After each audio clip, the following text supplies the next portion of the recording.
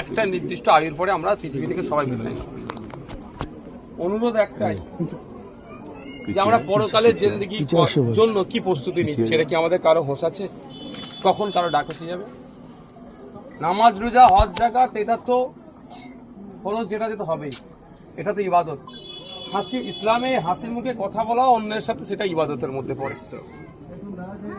কারোর সাথে আপনি হাসি মুখে কথা বলবেন, সেখানেও আপনি সওয়াব পাবেন। তাহলে আমরা কি পরকালের জিন্দেগির জন্য প্রস্তুতি নিচ্ছি? তুচ্ছ বিষয় নিয়ে নিজেদের মধ্যে ঝামেলা, অশান্তি, মারামারি, হ্যান ত্যান। দেখুন আজকে এই ছেলের আর কোনো ক্ষমতা আছে? এই প্রস্তুতি আমাদের নিতে হবে যে একদিন আমাদের ডাক আসবে। মানুষের সাথে একটু ভালো আচরণ করা, নিজেকে আমি বলবো, অনুরোধ করবো এটাই, কোনো একটা বিষয়ে মত পার্থক্য আছে, নিজেকে একটু শরীর গুটিয়ে নেন না, তাহলে মত পার্থক্যটা তো ছোট হয়ে যাবে।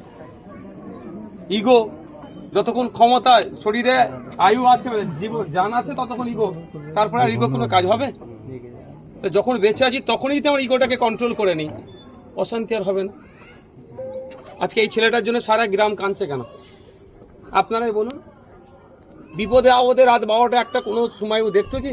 না, বিপদ হবে তো আগে যাবে। আজকে সারা গ্রাম কাঁদছে, শুধু ওর পরিবার না।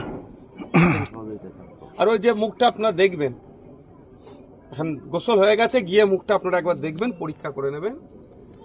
অ্যাক্সিডেন্ট হলে মুখ চোখগুলো একটু এ টাইপে থাকে।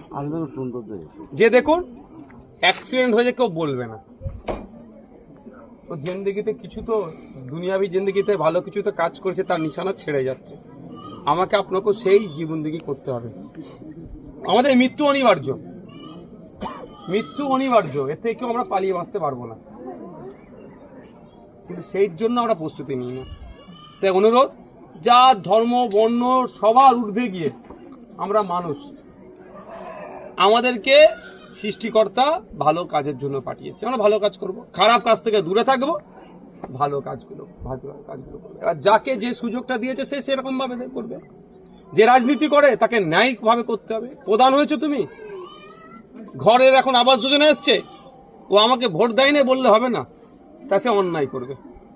গতকালকে আমি গত পরশুদিন ভাঙড়ে ছিলাম, আমাদের নেতৃত্বদের বলছিলাম, কে হিন্দু, কে মুসলমান, কে তৃণমূল, কে বিজেপি, কে আইএসএফ এর বিরোধী কেউ দেখবে না। বাড়ির আবাস যোজনা সার্ভে সব থেকে গরিব মানুষ যেটা গ্রামের, তার নাম আগে তোলো। তুমি যদি মনে করো ওই ছেলেটি আইএসএফ এর বিরোধী করছিল, ওকে ঘর দেবে না, তুমি আমি তো তোমার বিরুদ্ধে আমি যাবই, কিন্তু আল্লাহ তোমাকে ছাড়বে না।